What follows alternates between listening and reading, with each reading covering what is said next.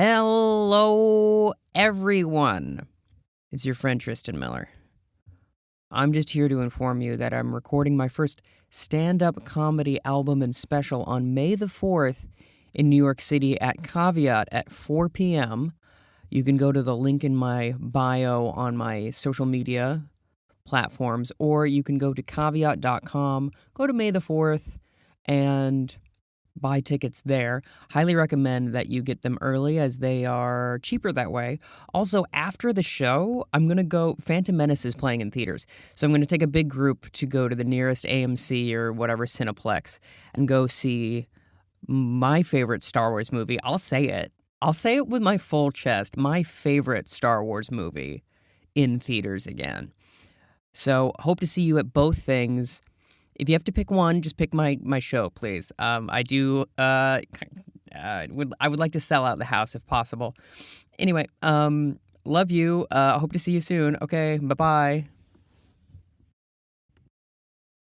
Coming soon to theaters, podcasts, film reviews, and so much more. Available at tristanmiller.substack.com. And now, our feature presentation. It's always hard to remember how you start your own podcast. It truly is. Hello, everybody. Welcome to Focus Testing. My name is Tristan Miller.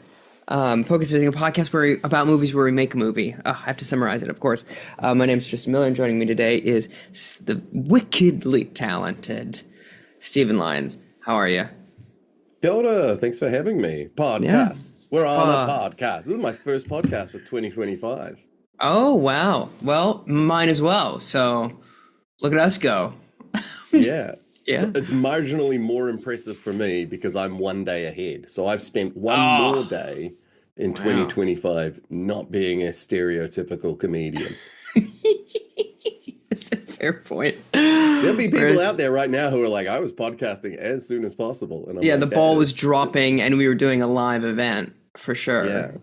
You know, and that's two episodes because you have 2024, 25. You got to split it up. Yeah, unless you want to hear the whole thing straight away, Patreon. For sure. So you have I already derailed your podcast? Not at all.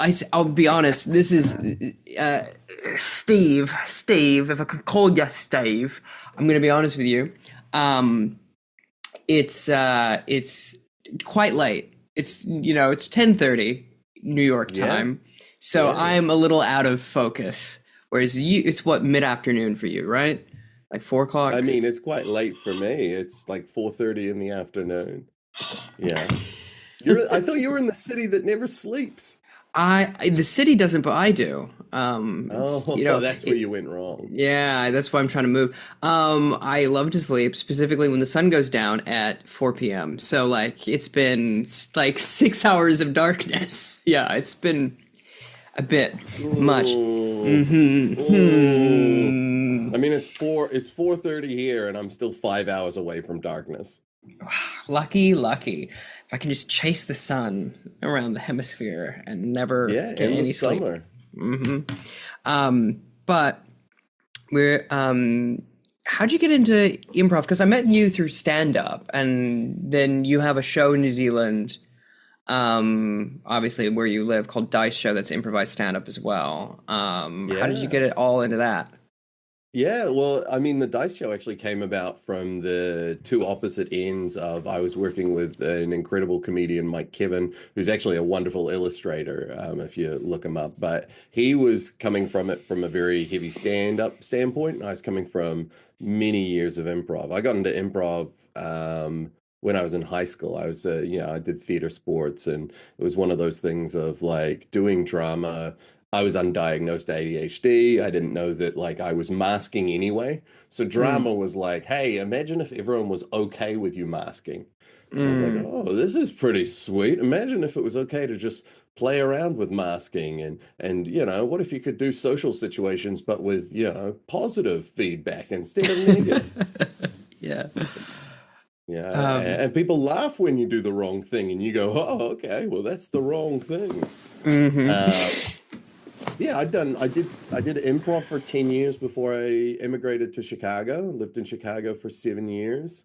The very, very short version of that was I was with a couple of commercial improv groups, the Laugh Out Loud, as well as Comedy Sports Chicago. I ended up working with Second City on cruise ships.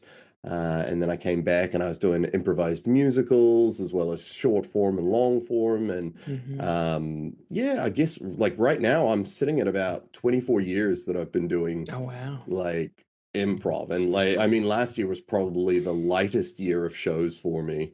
Hmm. I haven't looked into it. It's probably about 20 or 30 shows, Oh, which yeah. for me is crazy. That's like, oh, that's so few shows. But then I talk to a rational human being and they're like, I did 0 shows in the last 40 years of my life. And I'm like, oh, I'm a doctor. and weirdly enough, you seem much happier and more successful than me. And maybe I'm the one doing something wrong. Hmm. Hmm. Hmm. Hmm. Yeah. What was your experience like in Chicago training? Because I'm going through the Second City program here in New York, and so I'm interested to hear your perspective on that and all that Oh, stuff. nice. Yeah. Have you worked with Bianca yet? No, I don't know who that is. Wonderful Bianca Casuso, who is one of the tutors at Second City in New York. Wonderful Hmm. human being, has been down to New Zealand a couple of times. Um, it was really weird for me because I immigrated 10 years into my improv experience. Sure. Yeah.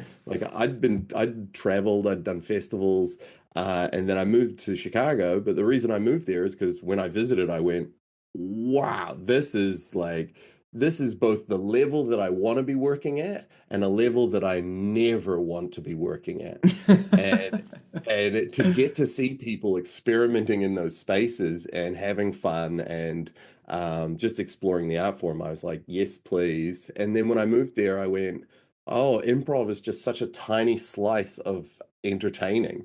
Hmm. Like, yeah, and it was such a safety blanket as well. Yeah, so I started doing sketch work, I started doing scripted work, and then Hmm. I ended up doing stand up because it was something that I found really challenging. Some would argue I still do. And it was just a really interesting medium to explore where it's the inverse of improv. Improv, Yeah.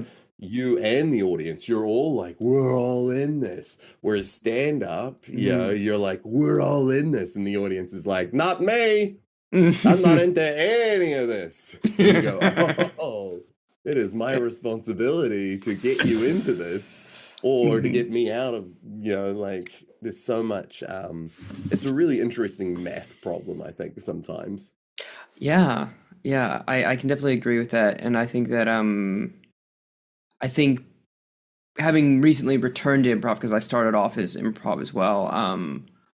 It does feel like they are so opposite, and because also like improv is so collaborative as an art form, and like literally stand up is like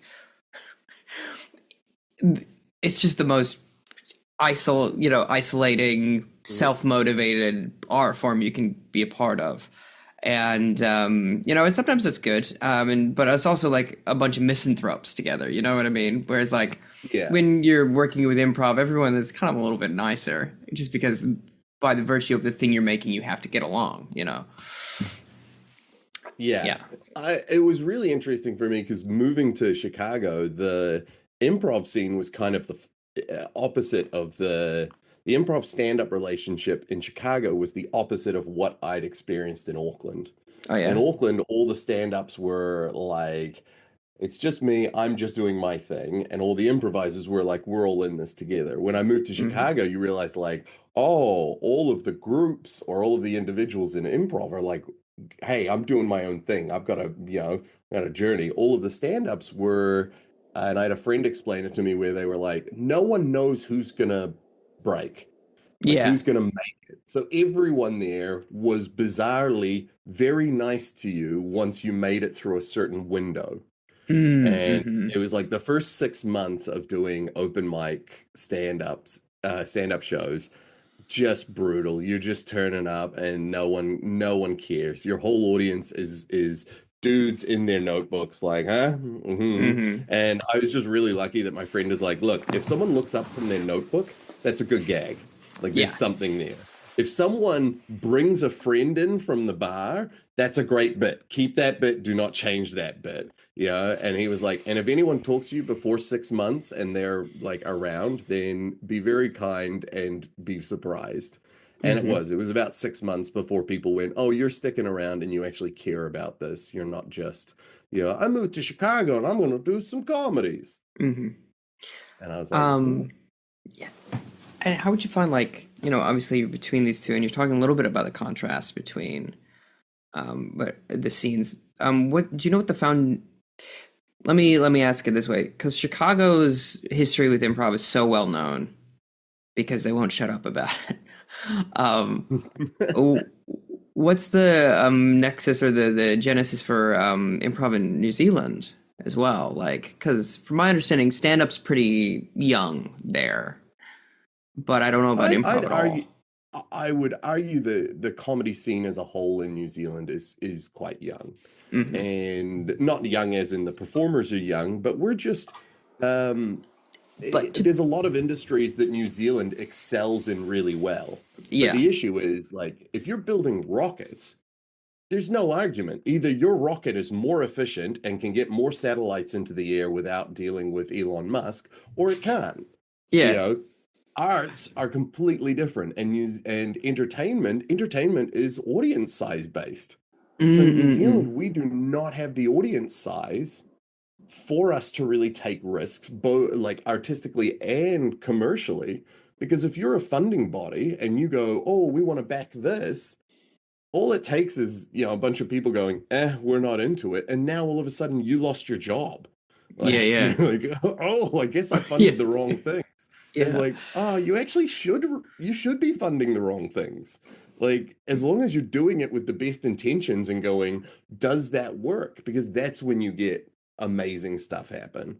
So Hmm. I think New Zealand, we're especially right now, if anyone's listening and they're not aware, we're in a real like dark ages of media in New Zealand because one of our main news outlets closed, our Hmm. main news outlet cut back a whole stuff. So we've got all of this stuff where TV was really struggling because all of their advertising went online, and of course none of that tax comes back to New Zealand. None of that's all just money going. So our whole economy is getting crunched, and our media industry is like, what are we meant to do?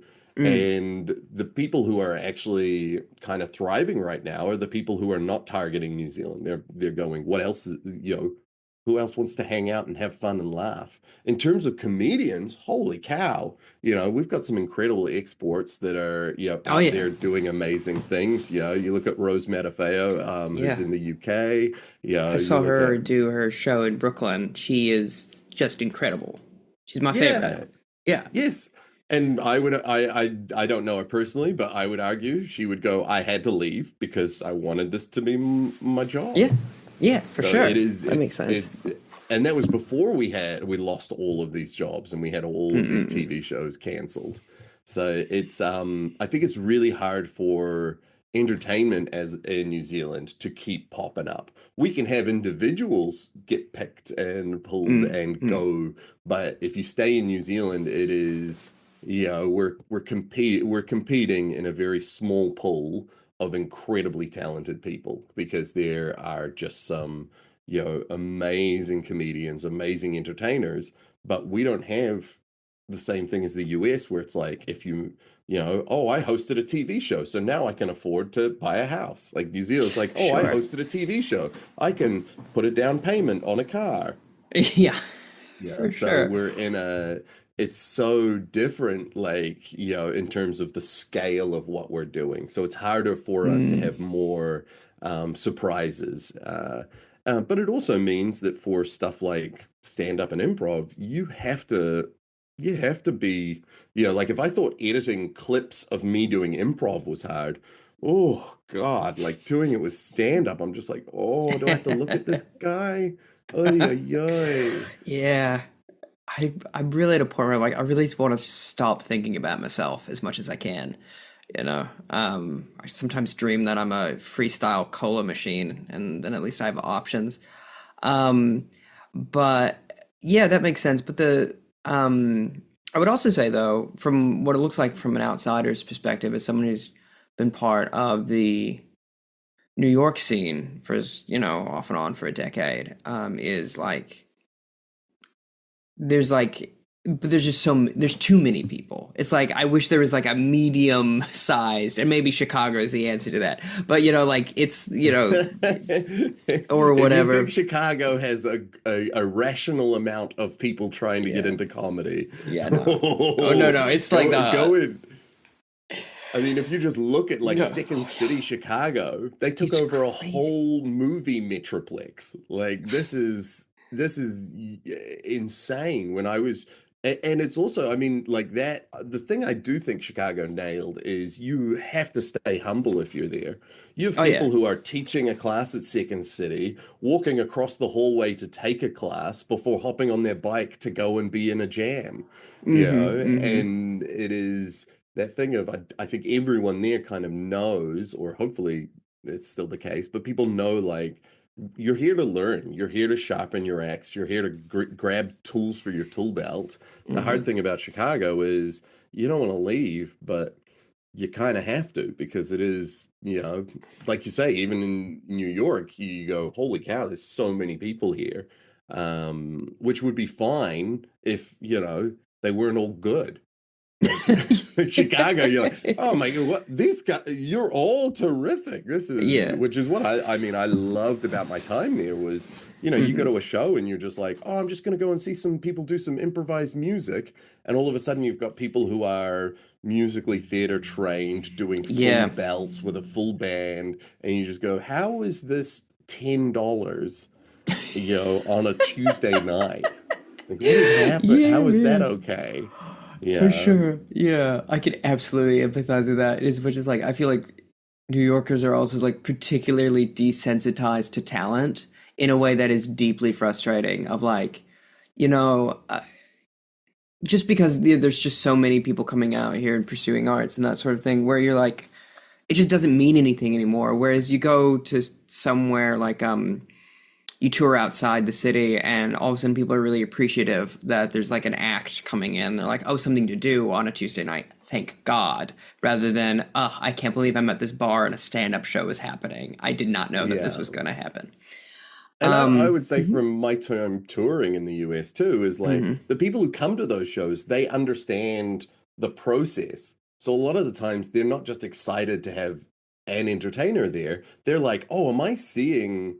like, is this the next big thing? Or am I getting on, and is this person going to be on SNL and I get to tell my friends? And that's something that New Zealand is still, we haven't gotten to that point yet where we understand that, like, the All Blacks, like, people go, oh, I saw him play at a club level. Oh, I saw him play when he was in, oh yeah, we're still developing that. And I'm so excited when it does happen, because I got to work warming up audiences for Taskmaster New Zealand last year and the year before.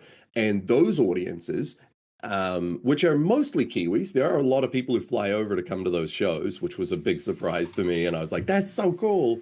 But most of the New Zealanders there, they are excited because they get the journey. And so there were people there who were like, oh my goodness, like, I came to the recording yesterday and this person's there and I used to see them when they played at this place. And I'm like, that is what America was like for me. Is people love the narrative, and they love that artist's journey. And we're still, because New Zealand, we don't really report on comedy or entertainment like that.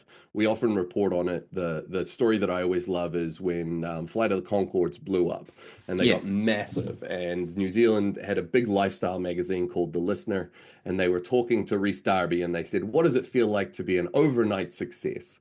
And he responded, it feels like 10 years of hard work. And I think at that point it had been more than, and especially when you look at, like, he'd been with them touring, he'd done this, he'd done that, but it's that New Zealand attitude of, like, there will be New Zealand publications reaching out to Rose Matafeo and be like, right now, and go, where did you come from? You came out of nowhere. And it's like, wait, no, like, Rose was part of, like, the class comedian. Like, this has been an amazing journey of incredibly hard work.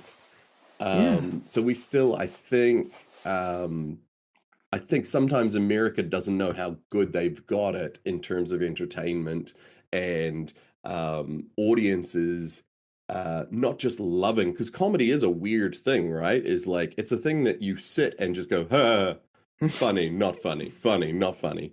But the more you dig into it, the more you can go, oh, they're doing this, which is because of that. And oh, it's that thing of they it's not highbrow or lowbrow, but there are, when you get into it as an art form, there are there's people who love Arrested Development.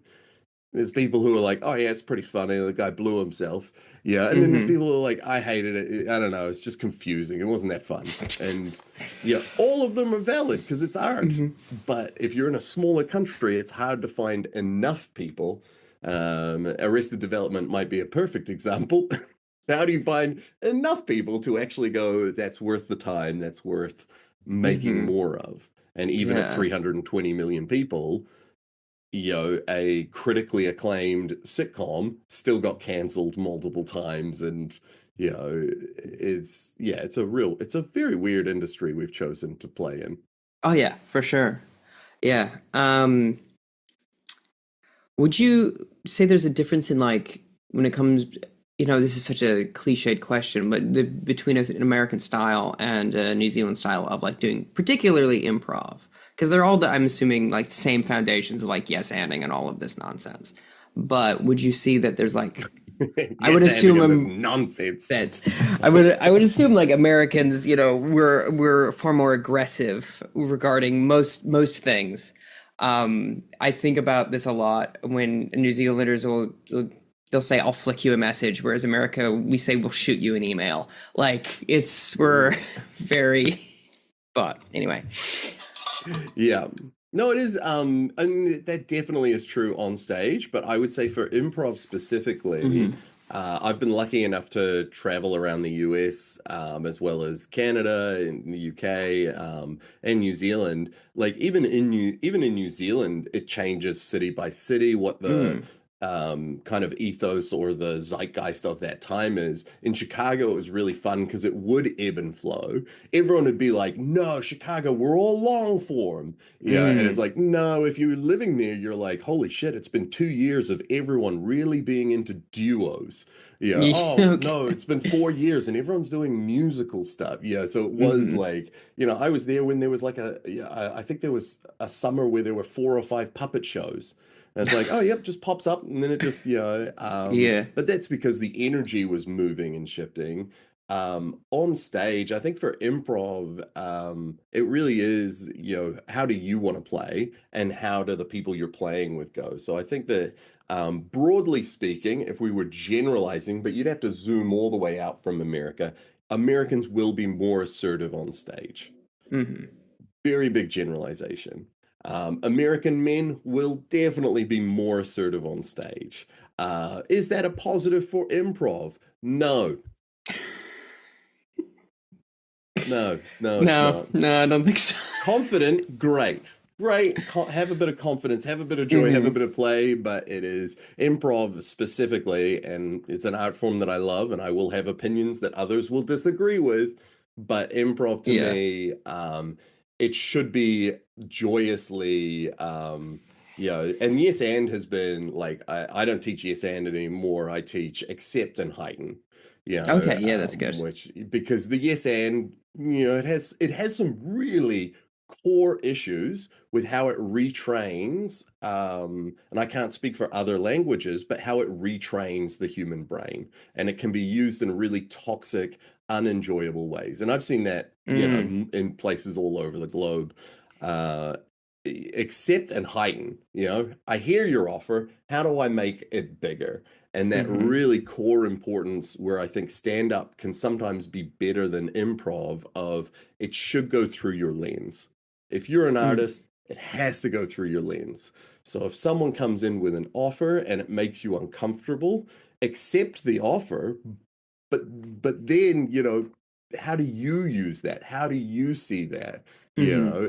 If someone's always making you this kind of character, how do you go, what does that mean to me? And I Hmm. will say from my time in Chicago, I was like, oh God, this is oh, there's a little bit too much of this going on. Yeah. But this makes nice and smooth these, and then all of a sudden you get to see shows where people are just like beautifully Hmm. melding, and that's where I go, oh, okay.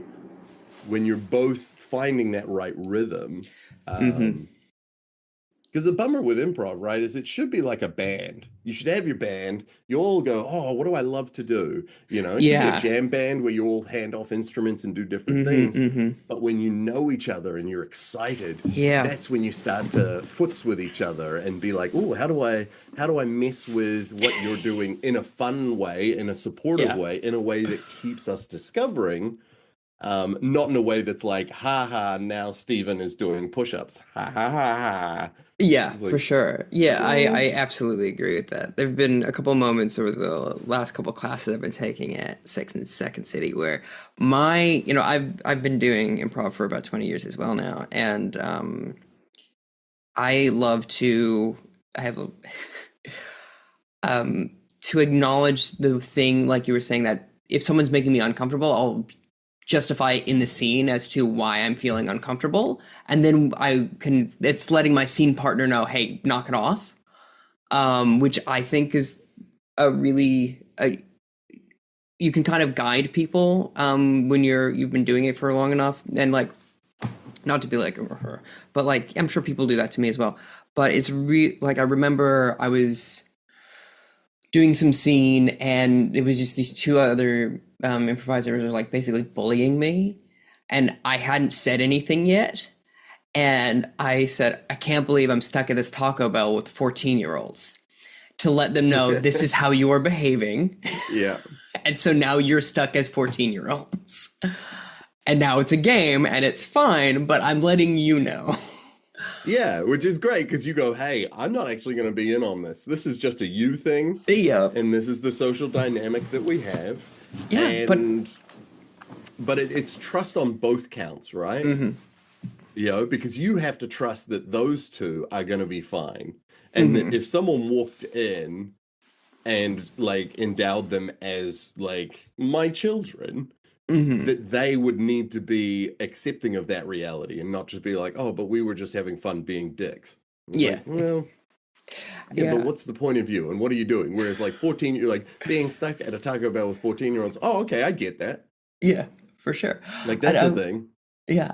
And I think it's a good example of what you're saying of like accepting and heightening, because it's like, what are we doing here? And then also like adding it to the level of like, now they have to behave this way and they have to see how far they can push being 14-year-olds.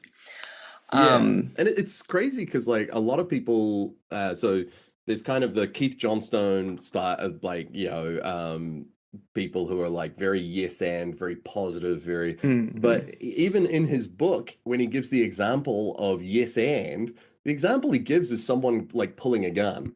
And mhm, like someone pulls a gun, like instead, there's so many choices within that that mhm, don't have to be like, you know, I have a gun, give me your money. Yes, and mhm, here is my money. Is it's mhm, like if you like the example I think he has is raising your hand and saying no. mhm, And it's like by that you're going, yes, your character has a gun, your character wants the money. If I raise my hand and say no, then that's saying yes to your offer. And then I think the follow-up is no, I need that money for my wife's cancer treatment. mhm. And it's like, oh, okay, great. Now, Ooh, now what are you gonna you do? know, oh God, oh God, wait, what does she have? Yeah. Oh my God, I lost my brother to like, you know, now you actually have something. Now you have a three-dimensional scene, whereas, you've destroyed a scene in two ways because you've gone, yes, you have a gun and here's my money, because now it's transactional. They take the money and Mhm. they leave, and we go, oh, okay. Problem solved. Well, Yeah. who are we following? Which most improv scenes will be just in the scene. It's not Mhm. common that it's not that common for groups to have that moment where they actually go, hey, we're going to take a spot and we're just going to follow the thief and find out what their life is. Mhm. So it is giving you a chance to actually have something in that moment. And like you say, it is, I think it's not that like the longer you do it, the better you get at creating that context. I think it just, you get faster and it gives you more time to own your space. You know, where instead of interrupting those guys really early on, you're like, oh, you want to just bully my character for a bit? Where are you going with that? Where are Yeah. you going? Yeah, what's going on there? And you know that you've got time and you've got space. And also, you know that if anything got too weird, then you can just, you know, you can always pull the plug. You can always, and that's trust. Like your group should trust each other. Who you're performing with should be able on stage to go, that's too far, or that I don't like, you know. And if you can do it within the scene, great. If you can't, then do it outside of the scene. Like, unless you're on stage with Colin Mockery getting paid like $2,000, like, just go, hey, this isn't worth it, guys. You know, like, this is not, what are we doing? It's 12 o'clock on a Wednesday. Like, I don't need to be in your weird scene. Yeah, your weird sexual fantasy. Yeah, I agree. I think, and I was once asked what advice I would give to a stand-up comedian who like is facing anxiety going into it. And I was like, oh, you can say thank you and good night at any moment. Don't let people bully you that you have to do your entire 10 minutes. If you hit something and it's not either not going well or it's good enough, just say thank you and good night, get off the stage. Yeah. You are in complete control of whether or not you decide to do that. And it's absolutely okay. But it is having the mental space to do that is a big ask. Yeah, it is. 'Cause I think I think I was really lucky because one of the open mics that I first performed at was called The Chaser, which was in Chicago at the Comedy Sports Theater. And they used to have your time on screens either side of the stage. See, that's nice. And when that time hit 0, they pulled the lights and played house music. That's so funny. Like, and what it did was it meant that all of the comedians got into this real habit of doing what they wanted and needed to do. And then I was gobsmacked the first few times I saw it, but we would have like big names would drop in. They'd do 3 minutes of their 5-minute set or even less. And they'd be like, that's all I wanted to try. I'll give my time back to the room. And of course, all of the people sitting there are like, my time is 2 minutes closer. And it's like, yeah, because otherwise, if you know a bit works, then it's okay. It can work. If you want to tweak it, please do. If you want to play with it, please do. But otherwise, yeah, have a goal for that room and know that you can just stop. You know, I had nights there where I was like, oh, this idea is good, but this set that I made is not working. And, you know, I was halfway through the set and I'm just like, my bad, I will try again. Yeah. And, you know, you leave. Yeah. And of course you can't do that at a super high level. No one's saying do that at a corporate show, but know that you can. Yeah. Yeah. You're in charge. Specifically with stand-up, you are the sole performer. So if you leave, it's fine. Like, also, to your point with the open mic or even like a lineup show, then they'll just bring on the next comedian. And then the audience will go, oh, whatever. And then they'll, you know, move on. Yeah. As well. And then like, I think it is, though, you mentioned it's a big ask to like put yourself in that mentality where you have agency over yourself as a performer, because we're so often, you know, told to do this or that, the other thing, and there's a lot of pressure. And I was talking to someone about like having representation, and it's like, well, you literally are giving away your agency to someone who is called an agent. Like, that's the reason they're called that. You're not in charge of your career 100% anymore. And it's really frustrating sometimes. But this isn't just a podcast about improv and comedy. It's also a podcast about movies. And I might have already asked you this last time, but I don't remember it. So please tell me again, or tell me a different story if you remember. What's your first memory in a cinema? Ooh, I still think it's I saw Who Framed Roger Rabbit. Oh boy. When it came out, which was not age appropriate. No. I saw it at a cinema which has been completely restored, but at the time was not in good shape. called the Civic, which is a massive movie house and theater in Auckland. At that time, probably late 80s, I guess. Yeah, we went and saw it, and I've ADHD, so my memory is very foggy of stuff, but I do remember this because they had these golden like jaguars either side of the stage, That rips. and they had glowing eyes. And terrifying. between that and the trauma of Who Framed Roger Rabbit, which not great for like a 7-year-old. No, Like, I should say not. like I can still see like we're in the Batman movie where he electrocutes the guy. Yeah. And, like that to me, when I saw that, it just gave me flashbacks of Who Framed Roger Rabbit. I was just like, humans are melting. And it was, I mean, it's a great movie, don't get me wrong, but what a terrible, yeah. Yeah, I remember I was like about 7 or whatever. And my uncle was watching it on the television, and I was like, "This isn't appropriate." I removed myself from the room. I was like, "Oh no!" So yeah, no, I can imagine being forced to view that as well. Of like you're in the cinema and you're just like, it's stressful. And I have an older brother too, so it's not like I could be like, "Hey, we need to leave." Like there's 3 of us at the movies, and I'm going, and I think it's because I kept looking at the like big cat's glowing eyes whenever weird stuff was going on. I'm like, too hard. Another question I ask kind of everybody is, what's your go-to cinema snack? Ooh, I mean, I'm a popcorn boy through and through. Anyone who worked with me in Chicago will know, like, Laugh Out Loud Chicago, they used to have free popcorn, and I just love popcorn. I'm a popcorn guy. My teeth hate it. I shouldn't be doing it, but here I am. I will say I miss tangy fruits. New Zealand had tangy fruits, which are like little balls, and they're like hard candy. So like you have to suck on them, but they taste like Starbursts. Oh, that sounds really good. Yeah. But the problem with it was that in all of the movies and stuff growing up, do you remember the convention in media where people are at the movies and they throw popcorn at each other? Yeah. And they're like, popcorn, Yeah. Yeah, it's not quite the same when it's like a huge ball bearing being thrown at you. You're just like... Or the best is the theater where I grew up had hardwood floors, and so if someone dropped a tangy fruit, it would, oh man, I'm pretty sure I saw Armageddon or Deep Impact, and there was like a really emotional scene where the whole cinema was just listening to a tangy fruit drop down the next like thing and go tack tack tack tack. Don't want to close my eyes. I don't want to fall. No, I'll stay. Maybe you should go. Yeah.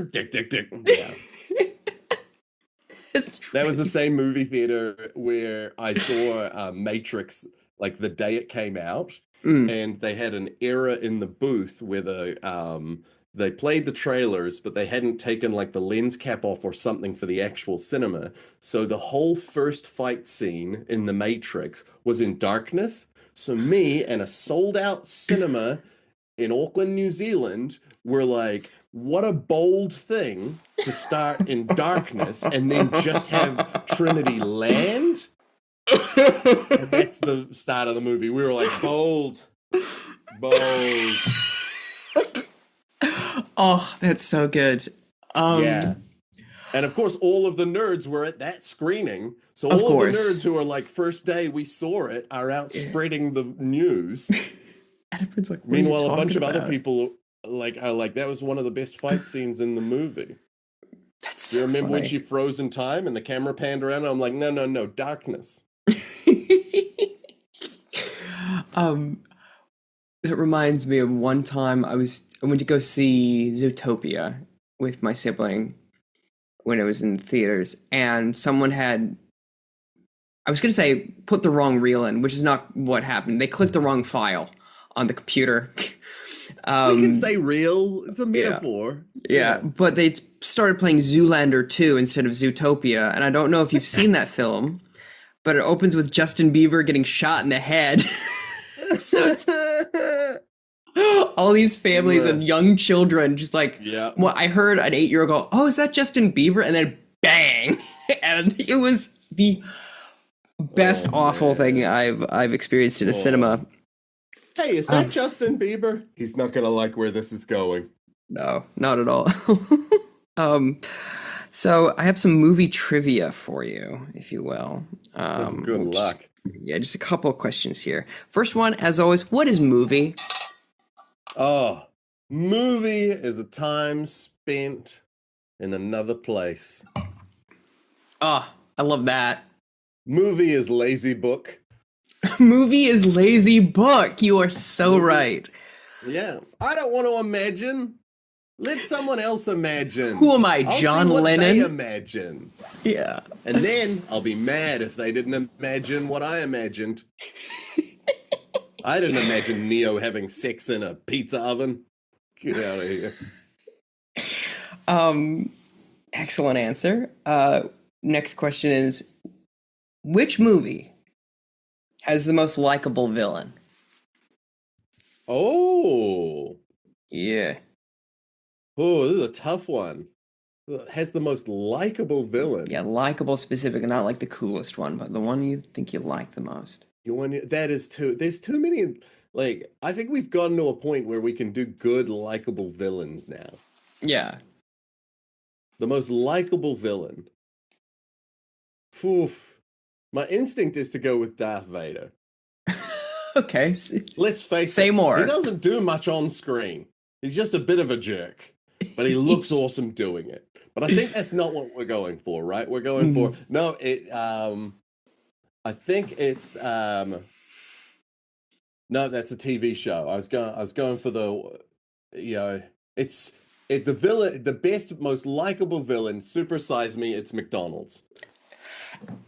Excellent answer. That is very, very good. I'm very glad you powered through and got to that. That's really fresh brain. I just have to fight through the garbage and I'll find something. No, I absolutely understand. You just are like, sometimes you're just like batting stuff around. And you're like, what am I looking at here? For sure.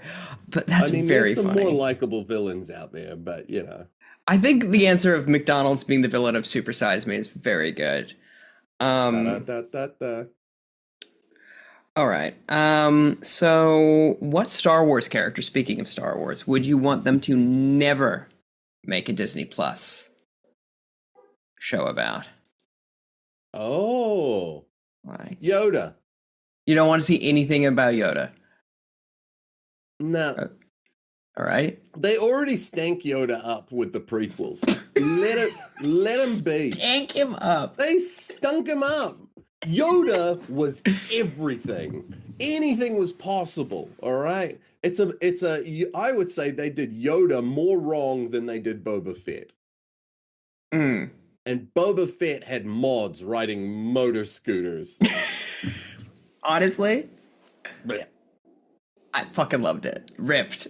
Absolutely But real. don't get me wrong. I've watched that series 3 or 4 times, but you shouldn't because it's not good. But you throw Tim Morrison in a Bacta tank. You haven't come out and brood over learning the ways of the Sand People. I'm there. It's true. I had such an opposite experience with that series as most people who were watching it live. And as much as those first 3 episodes, I'm like, this is an incredible show. And then Mandalorian shows up and I'm like, and it's all down here from here. And then everyone else had the inverse of that apparently, where they didn't like them walking around in the heat.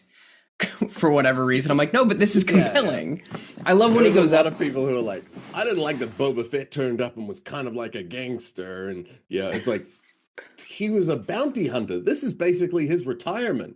Yeah. If this is him going, look, it was a bit much. Why don't I hang out at Jabba's house? Maybe befriend a Rancor.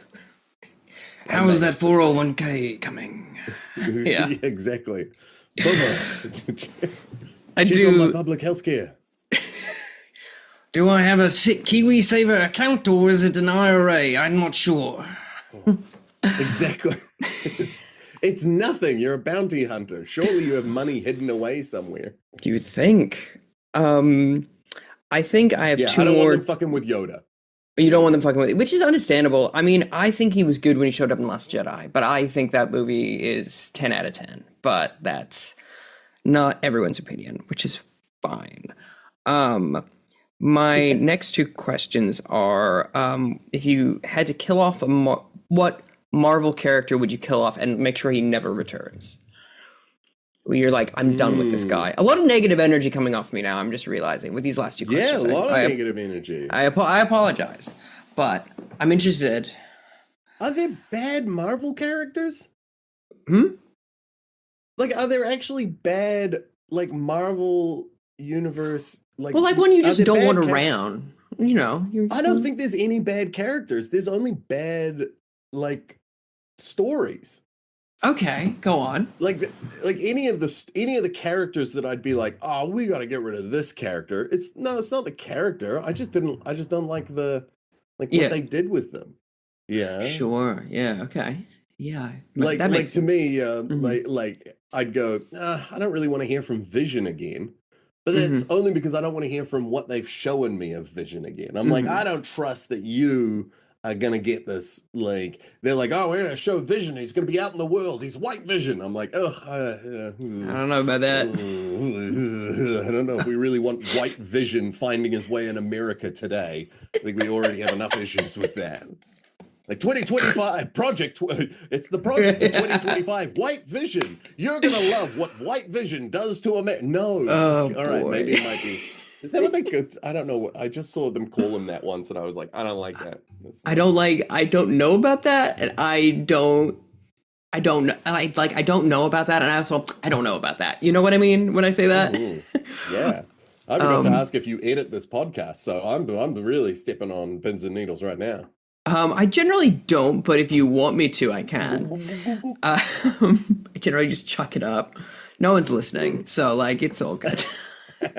Yeah, we're screaming into the void. Yeah, pretty much. It's like for me, half of this podcast is just like number one, getting to chat with people, and then number two, like keeping the improv muscle going. Yeah. Even when I'm not doing the classes, because it's also just heaps of fun once we get to the game. I generally ask, why is Austin Powers so sexy? But you've already answered that in the previous episode. So I'm trying to think of an alternative.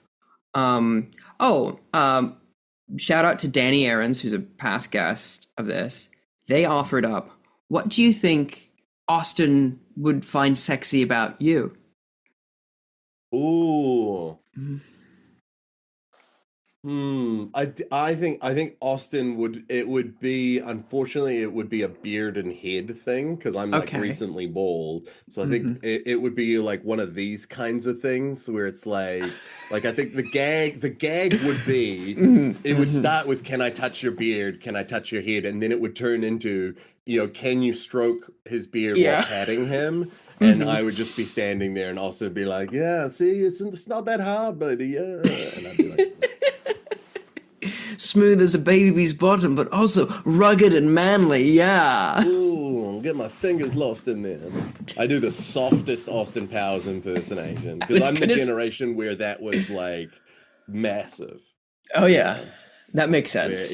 Yeah. Like, it's fun for you. You're younger. You're like, wasn't that weird? Whereas for me, I'm like, no, that was like, because also like we went straight. You might not understand. We went straight from Austin Powers into Ali G. And America didn't have that experience. You had years before Borat.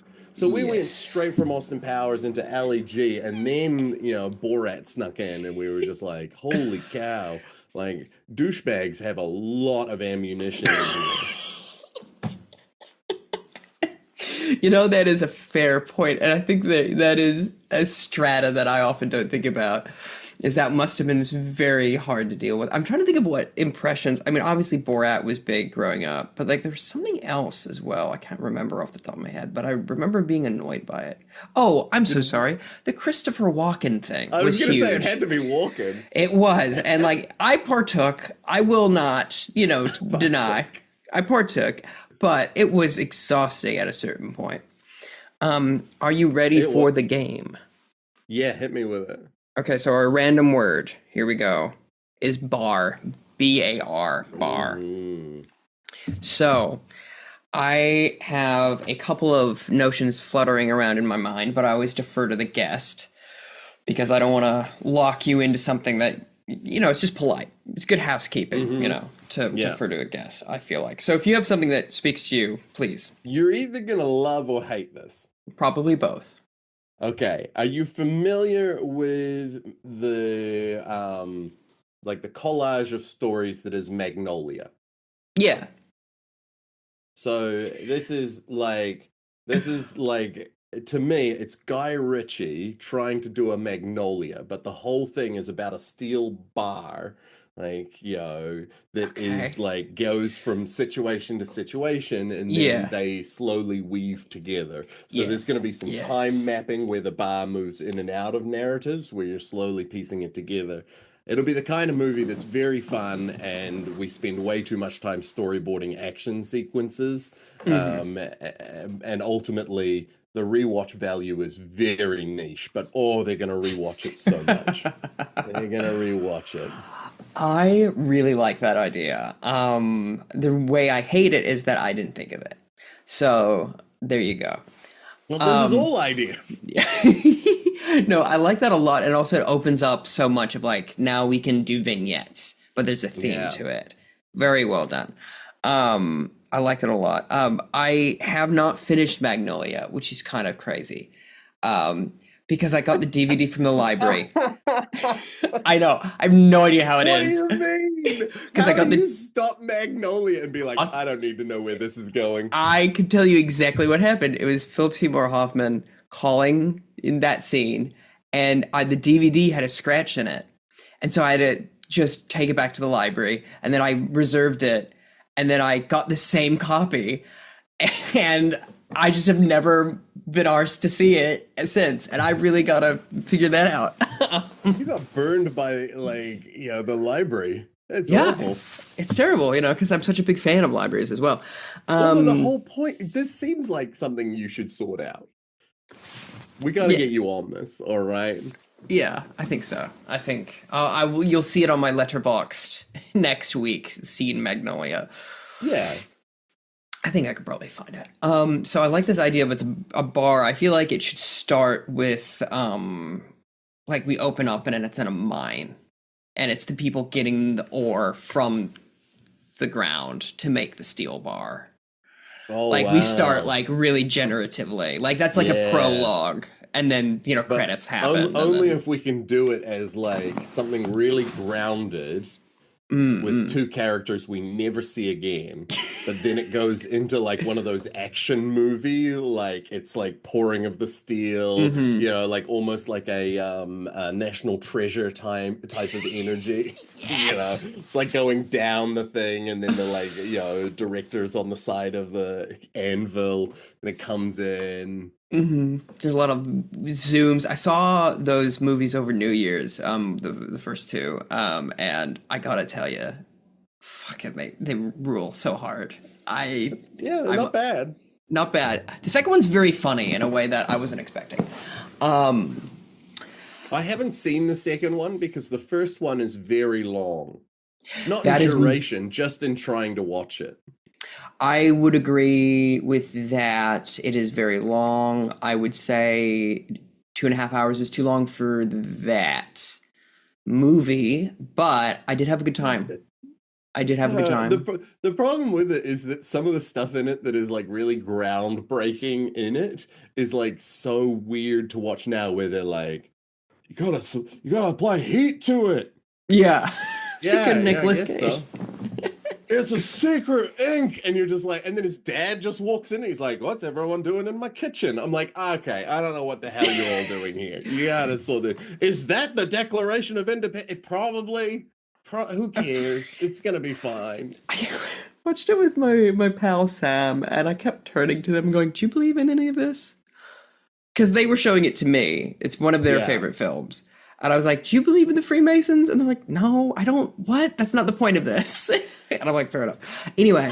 You were approaching it from a like Dan Steven, like the Angels and Demons kind of Yeah, Da dude, Vinci yeah. Code angle. You're like, you think? Yeah, I was like, do you think this is real? Yeah. You're the one person watching from hell going, hey, do you think maybe Jack the Ripper didn't do it? Seems like they've done the research. He Seems like they breathed have. on the paper and it did kind of change color. Have we Yeah. tried that? Yeah, Has if I someone know tried anything. heating up the Declaration of Independence? I wish New Zealand made, because we have a lot of issues with the Treaty of Waitangi. I or, had Te this Tiriti.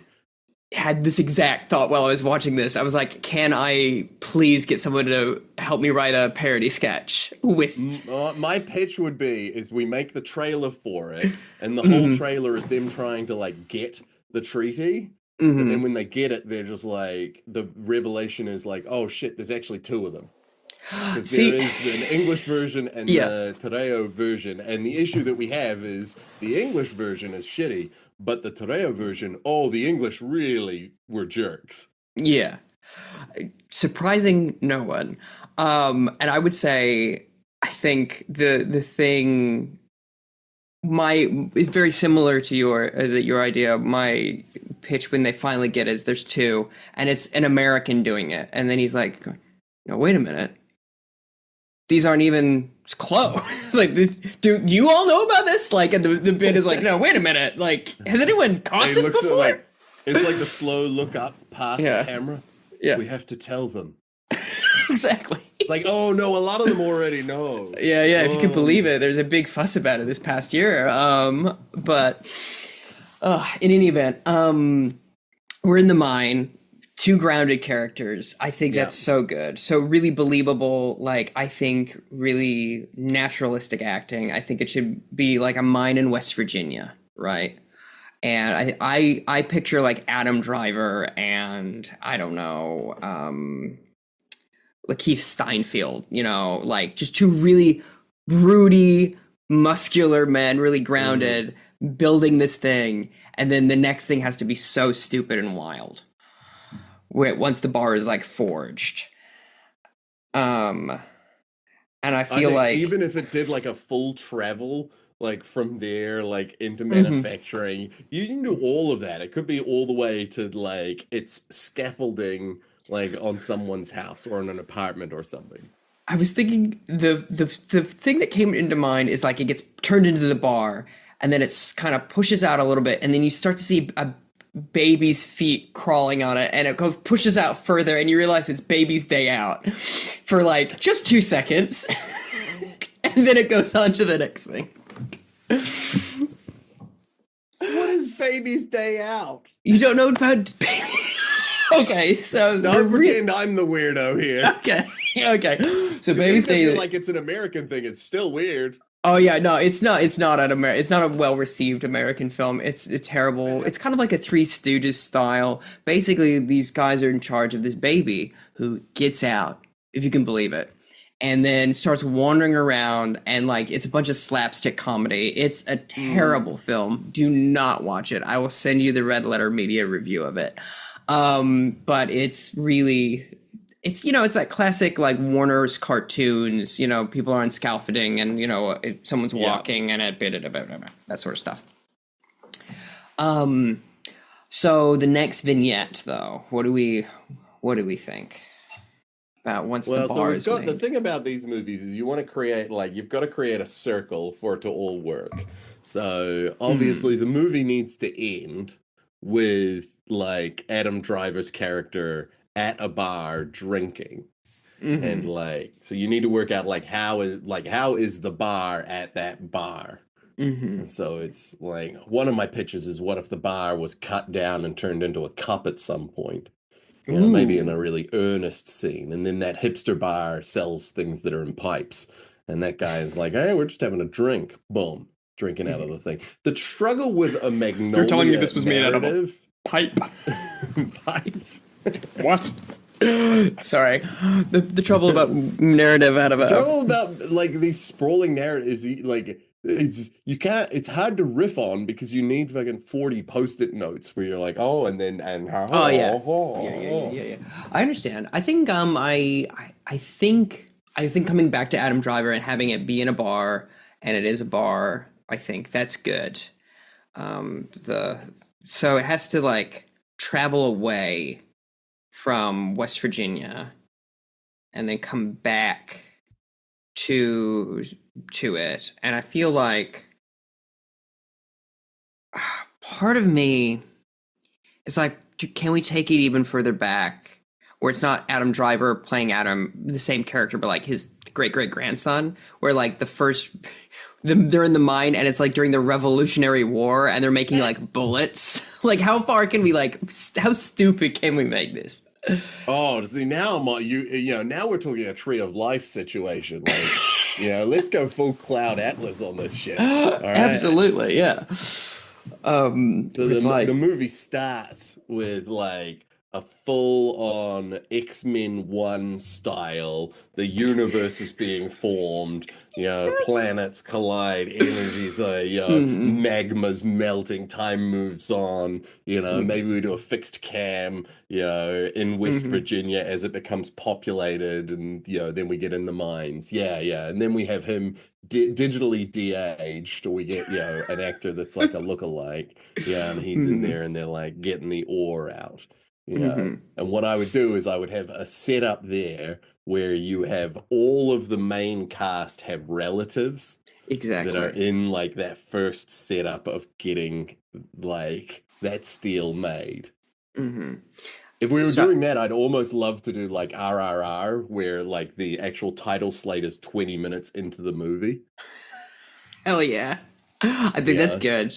I like that a lot. I think then you can really go from a perspective of once you are casting these people who are going to be playing other characters that are like further on in the future, that are like related. You can have them like you have someone who owns the mine, you have someone who like works in the mine, and then they have to switch places or whatever, and then you have like a family that like they've just emigrated from a place, and then they end up that person, like their great granddaughter, like say they emigrated from Ireland and then they go back to Ireland and they take a bit of that with them to back their original homeland and that sort of thing, and they use that bar to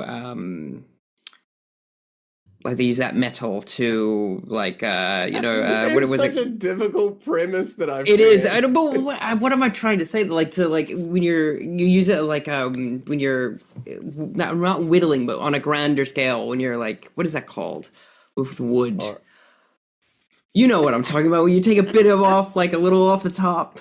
So here's what I would do to simplify it, right? All right. So maybe it's a group of friends and it's the first bar that's come out. And these are the core people who are in there. And so to celebrate or signify that, the 5 friends who created this mine, they segment the bar out. Very good. So that the bar has all, it goes in and creates different, so that it's like, here's a fifth for you, a fifth for you, a fifth for you, a fifth for you. And that way, then as time goes on, those bits can go into different places. And then it ends with them all being in the same place when an asteroid hits, melts it into one bar. Humanity's lost, but the bar is reunited. Yeah, ashes to ashes. Might have gone too far on the resolution. I think that's good. No. I do like it. I think segmenting it's very strong that way. We just have to figure out 5 storylines that come back to the bar, and that's I say just 5. But it's all good. But I like that, and then I like coming with the asteroid. I like as like a bit, but I think if. I think maybe we're not going to entertain that for the core narrative. Yeah. I think it's a good bit, but I don't know if it we'll see if it works by the end time we figure out the rest of these guys. I think one of them has to be the person that owns the mine and their family. Yeah. One of them has to be someone who I mean, my instinct is like I don't know what time period we set it in, but I was like, what would be interesting would be a recently freed slave. I think that would be interesting. Of like, this is the first opportunity to like actually take part of society. That would be interesting. And then it's complicated, but like I would dip my toe into that, but I very cautiously. Yeah, I might need some cultural advisory before I decide to go too deep down into trying to come up with what it was like for someone to be freed from slavery. Yeah, I have no concept for that. But again, these are just concepts. And then I feel like I think I like the idea of an Irish immigrant. I always love one of those. Just chuck them in, get Dylan Moran there in a dramatic turn for some reason. It could be very funny. Good. Have you seen that short film he's in where he gets caught by the mob? No. Dylan Moran. I will send it to you. He's just put in cement shoes and the tide comes in for him and he's just dealing with it. It's really funny, really dark, really good. But at a certain point, he's just there watching the tide going in, going, "Oh Jesus! Oh Jesus! Oh Jesus!" It's really quite good. But have him there. I think. I feel like getting Laura Linney in. She's always good in a period piece, and then some other guy.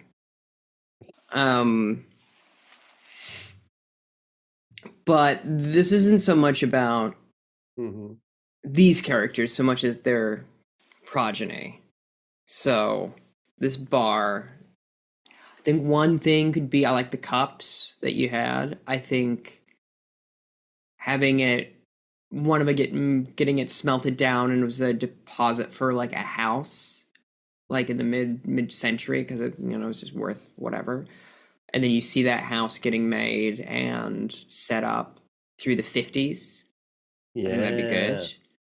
I think another one, like I was saying, would be about you get, I don't know, someone to come of Irish descent to then like go back to Ireland and bring that bit of America back to, or like to the old country to like balance it out, and kind of like this return home, because obviously one of the main reasons people in Ireland left is they had to, so it's kind of a nice thing to be like and a little bit of America comes back with, but I'm back home. I think it's good. Yeah. You have ideas? Question mark as well or no? I mean, sure. I feel like I want to know what the tone is because, like, we're getting real far away from Guy Ritchie now. Now we're getting deep into like an actual movie. I'm worried we're going to lose some of the, national treasure chaos of this. True. Are we grounding it? Is that what's happening, or is it staying in a? I'll be honest with you. I'd forgotten about it. So you're quite right. Here.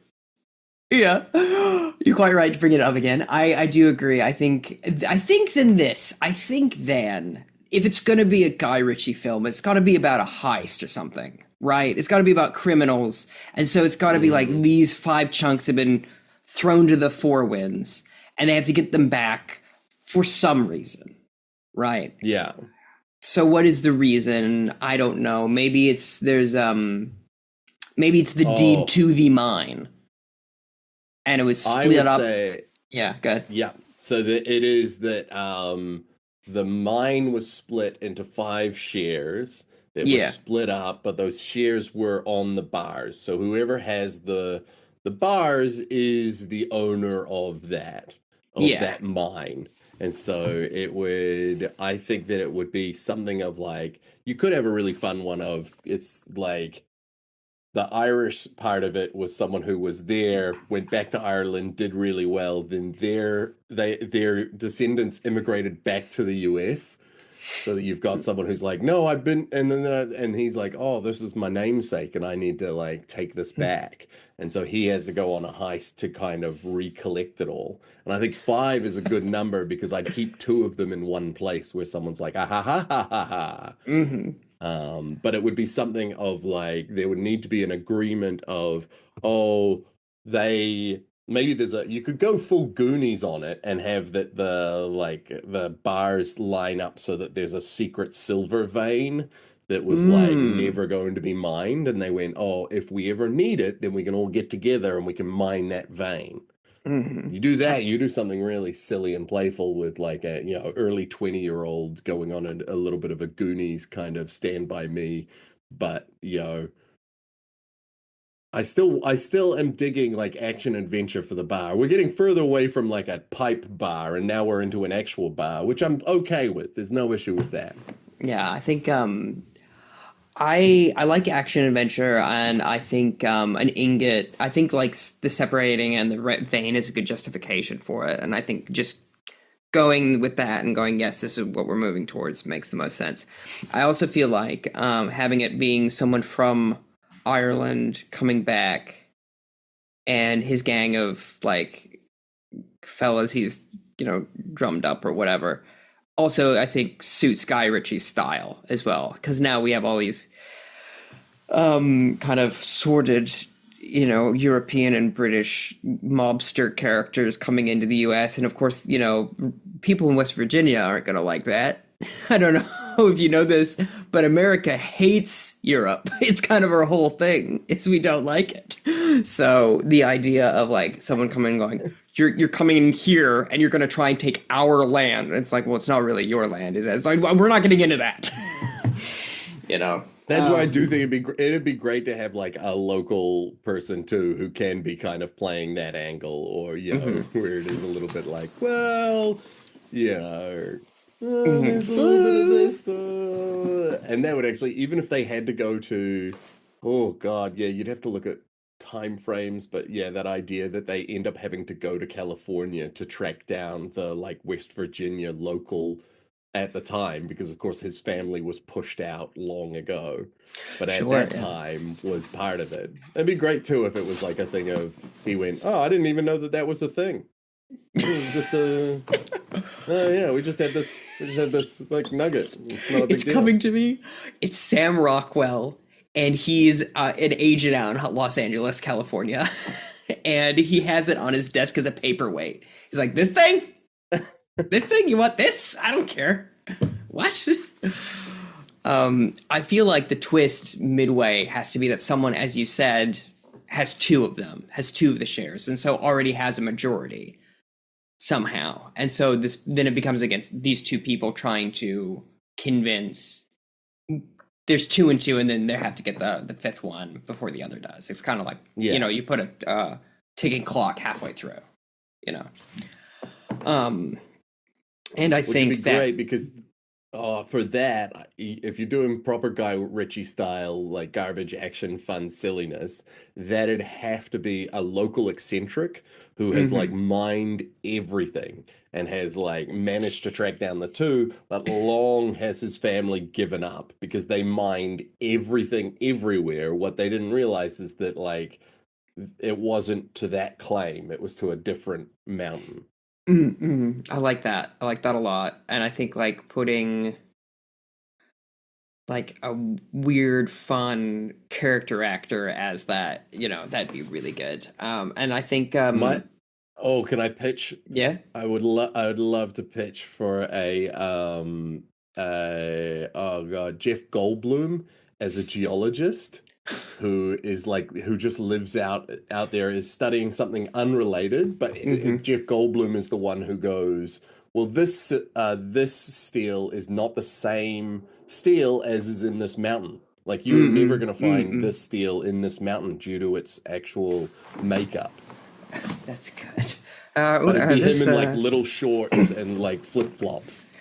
Little shorts, flip-flop, big glasses, coiffed hair. Going, this is actually a Montana steel. You can tell by its molecular structure.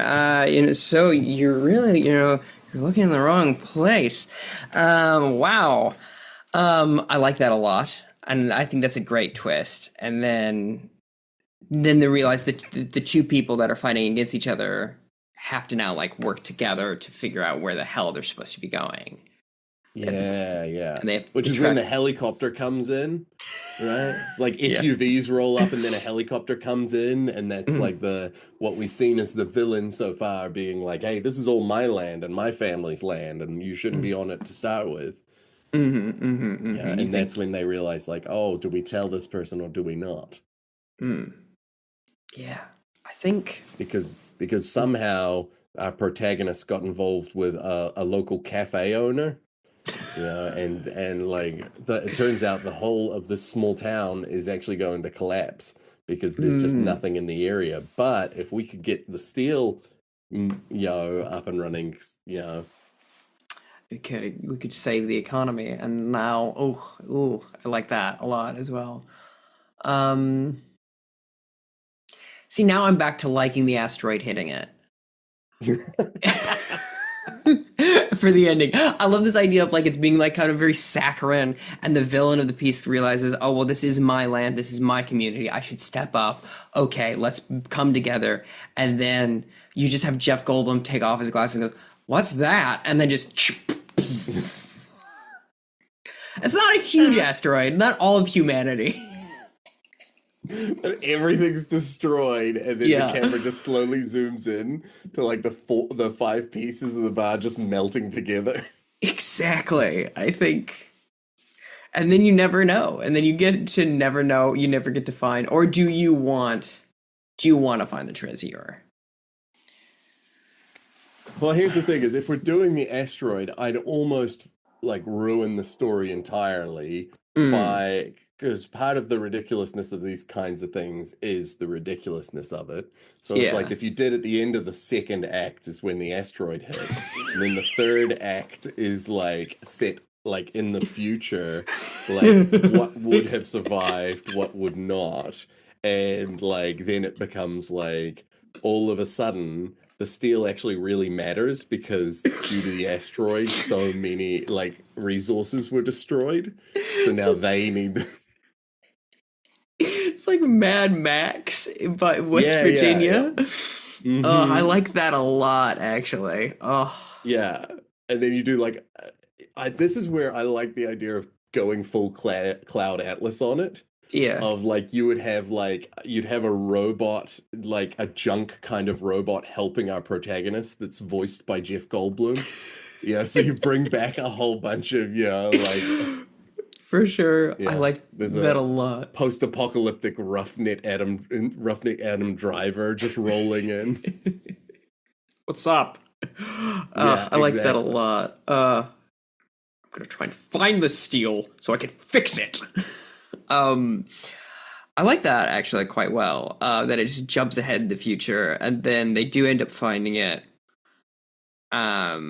And I think having it be like the third act being them going from West Virginia to like, I think Montana's strong because that's just far away enough where it's like that's a huge pain in the ass to get to. Like that's but it's not like the entire like you're not anyway. Well, even better if they're like, oh, that's not hard to get to, is the realization, and then just Goldblum's like, what's that? And that's when it hits, because now it is really hard to get to, because now you're in a post-apocalyptic world. Yeah. Where when they fight. Yeah, what you need is the core premise would be maybe it's not steel, maybe it's something that you can withstand super heat that would be this amazing thing. But now where it's actually elevating to be something of value, and that's concerning to me. Yeah, it's better when it's stupid, I feel. Yeah. But I do like the idea that like it's not far away to get to. But maybe when they find it, the reason that they can use it is the bars have melted into a pool, and they're like, oh my God, we found some steel. They're like, this is so much steel. They're losing their brains. And when they pull the steel up, because of how the asteroid hit, it's made an imprint of the metal. I like that really well. I like that's very good. Yeah, so Oh, then they pull it out and they're like, well, that looks like a map. yeah. Okay, let's do that. That's very good. They pull it out, there's a map there, and then they So go and then mhm. for this to work too, I will say that all of the characters in this middle act need to be overly specific about how their family lives very far away from this location. So, like, for some reason, Jeff Goldblum has like a photo of it, like a wife and kids in Hawaii, or something Mhm. where, like, something where they all have reasons that their descendants would still live. I think that's very good and very funny. And yeah, it's like there's a scene where they're like, "Oh yeah, I can't believe we're back here after," and they're like, "Oh yeah, I'm actually just stopping over from Norway or whatever." The rest, I married Hilga and she's back home, and with She works little at a Timmy. seed vault in Yeah. just her Um, and my kids in this underground military style bunker. yeah, she's a little extreme, but I love her. What can you do? I think that's very good. I think I also think it's very good and important that like he does fall in love with the cafe gal, the cafe owner, and then it's so clear that the asteroid hits the cafe and she is in it, and it's just completely obliterated. But this third act, they go on a Oh little like no, there'd be a shot in the third act where they walk past where the cafe was, and mm. like her shadow would be Pompeii style.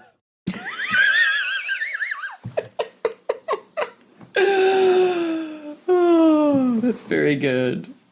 Ooh.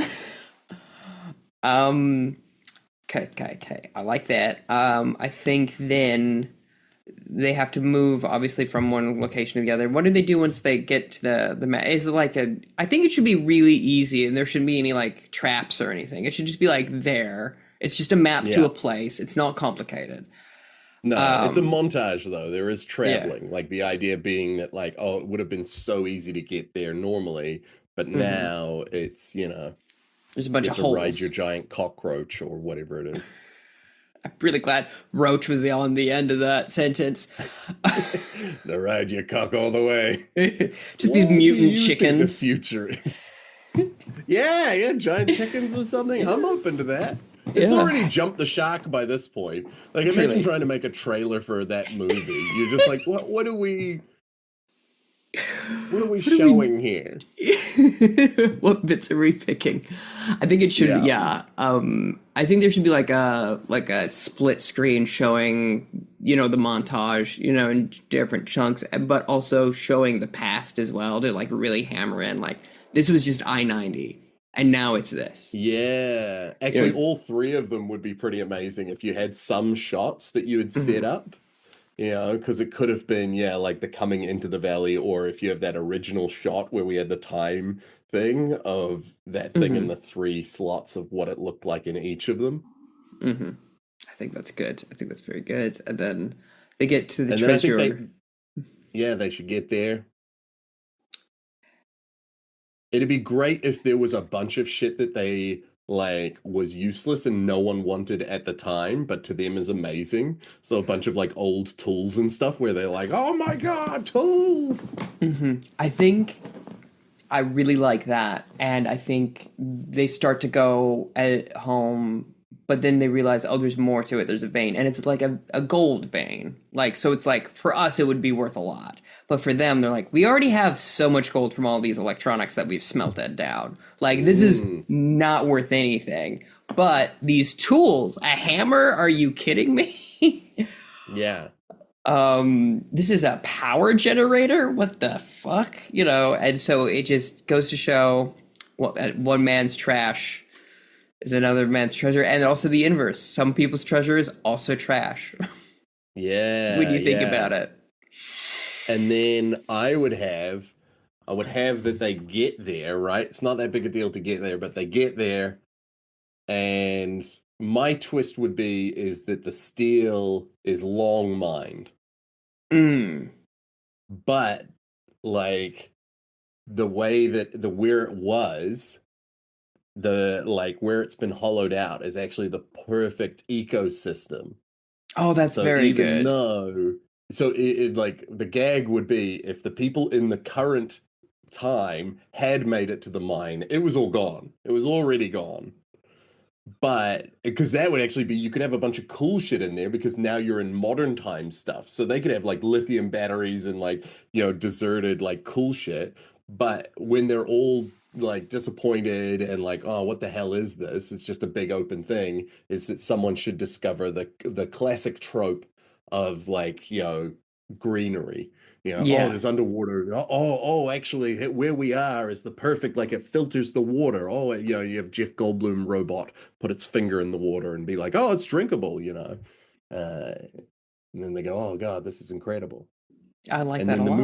the movie ends when they see like a flaming torch in the distance, just slowly moving towards them. Oh, I like that. That's Set very up for good. the trilogy. 100%. Absolutely. I think it's good. I think we have a big mess of a movie, but I think if you can make Megalopolis, you can make this, you know? I think it's Some would worth argue they doing. didn't make Megalopolis, but like if you could make it work, True, true. I will defend that movie with my life. I think it's fun. I haven't Um, seen it. I'm saving it. Please let me know what you think. It is. I got into not an argument, but a shocked discussion with a friend at a party recently, where I was like, "I like that movie on its own terms," and she was like, "What? How could you possibly not think it's funny because it's so bad?" I'm like, "I don't know. I also don't mind a lot of the prequels, and it reminds me a lot of that. It's like kind of That it's giving Star Wars prequels slash Spy Kids. So for me, I loved yeah. it, you know. And But I anyhow, only just saw Spy Kids, so I get it. I get it now, yeah. you know. And yesterday I watched High School Musical too, so I Ooh. understand the joy of those. It's not good. Don't go and watch it. Yeah, no, I've never seen any of them. It is just Troy Bolton being a big old jerk. Um, is there any loose bits or anything else that you want to address Yeah, we before? need to cast the love Oh interest yeah. in the cafe. Okay. My Um, my my two pitches are quite different, mm-hmm. but my two pitches would be either Zendaya or Emily Blunt. I think Emily Blunt is better. She fits Um, the genre. yeah, and then also you could then cast kind of an older person as the person coming over from Ireland, and that opens up casting that way. Now Which remember, I'm digitally de-aging these people, so they're all going to be playing all manner of oh, true, uncanny valley. true. So know that Ah, my plan, oh, so that's where I like the idea of like Zendaya having to play like a 50-year-old, you know, okay. I or think that's Emily good. Blunt playing like a 20-year-old, so we're messing around with all of that, so that people are like, wait, what's happening? How are we? But then I think Zendaya is better if you're gonna do that, or it should be like Judi Dench. You know, it should be like someone very young or very old. No Ariel. offense to to Dame Dench, Yeah. but she is old. But I think Zendaya is good then, and then you can have this weird sort of dynamic where it's like, why is Zendaya aged up talking to like Liam Neeson or something who's de-aged? Like, what am I Hmm. looking at here? Yep. It's a seeing eye poster of terribleness. Yeah, yeah, like having like that first act where you've got like Jeff Goldblum's playing a 14-year-old like kid in the mine. He's got Yeah. his death they've done is like made him punch and put him in a big shirt. He's like, no, I'm a theater actor. I can just do it with my body. He's-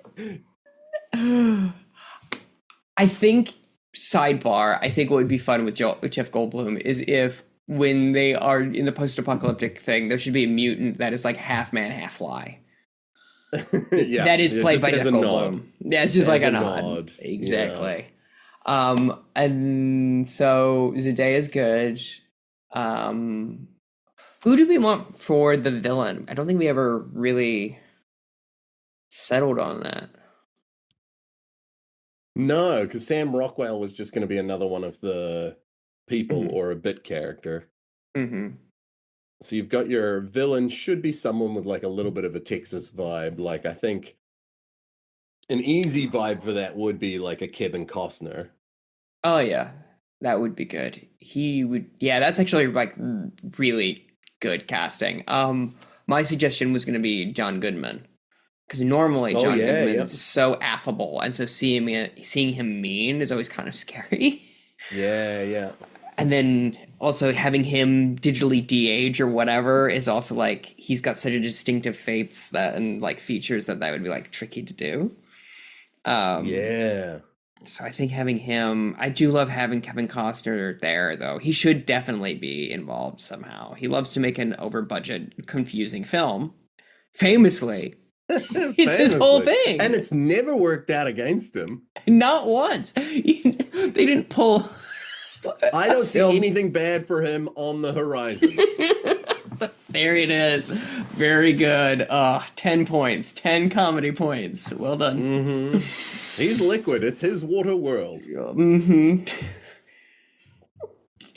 Was he in Waterworld? Yeah, that was Yes, Kevin yeah, Costner. that is. Yeah, Oh good. boy, yeah, that is him. I had a time where I have unfortunately with how my brain works with connections and stuff, sometimes it makes firm neuro links where there is not. And there was a time when I got Val Kilmer and Kevin Costner mixed up. Oh yeah. And I don't know why, but I thought that at some point Kevin Costner had played Batman. And I'm like, that just it sounds like it could be true, but absolutely. it should not.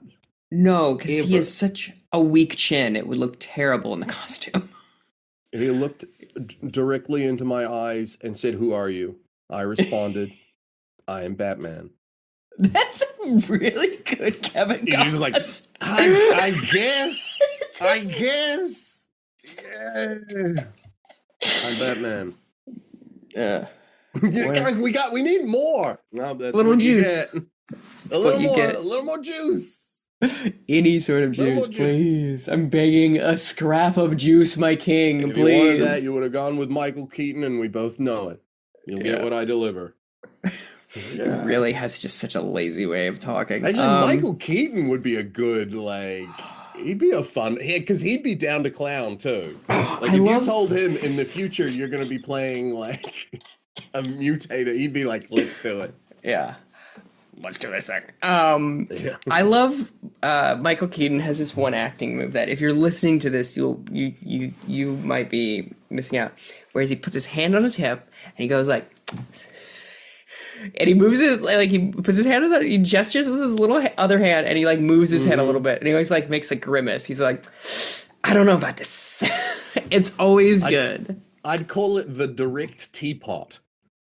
Like he looks, hand on hip, he looks at you. He's got his handle. He's got his little spout, and then he just gives you like a tss, yeah. He absolutely does. That's a very good. If you want to see that in full, beautiful view, Multiplicity. Because he uses that all the time when he's telling off himself in the hit movie Multiplicity. Hey, what happened if I cloned myself? What happened if the clones of myself cloned myself? Well, this seems like a fun for the family movie. So I think Michael Keaton would be really good as a villain, though. Actually, because he's also kind of like he's also like obviously so funny. I loved Beetlejuice in a way that I was not expecting to. And then, but also like he has that kind of like scuzzball. Like he was in that film, The Founder, where he plays the guy that bought the McDonald's corporation, and so he has that ability to be like, yeah, I'm a That's terrible... what I thought of before I got to Super Size Me, but I couldn't think of The Founders. I thought it was a TV show. Ah, well, there you go. Full circle, and with that, I think we should call it good. I love it. It's a very fun, goofy ep. What do you want people that listen to this podcast to know about you, besides that you're good at this game, having done it twice and succeeded, I'd say. I don't know if I'm good at it. I just like doing it. I mean, if anyone has any work, if you have any work that you want me to do, please let me know. I'm in a country with a crumbling media landscape, and I'm struggling to work out what's next for me. If you want to find out more about me, you can find me at Stephen Lyons Comedy on Facebook. I'm just about to start a Substack, which is STELYONS. Actually, I need to go and subscribe to your Substack. Yeah. Because you always have really interesting stuff going on in there. Oh, well, thank you for saying that. It's an excellent segue to remind the listener to go to the Substack, subscribe. You get the video of it. You get reviews of me seeing movies and letting you know what I think about them. And also, this great bonus podcast where I talk to people about their comfort movies called Movies to Fall Asleep To.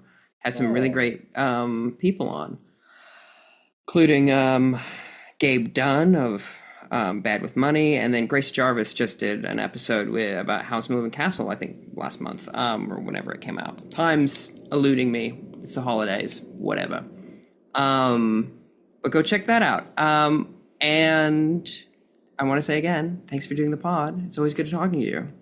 Oh, it's such a blast. I hope to see you down in Aotearoa sometime soon. And yeah, just like what a silly fun time. Thanks for letting my brain make some garbage, and then we have a play at it. And I'll be honest, I would watch this movie, but I do not want the budget to be too high.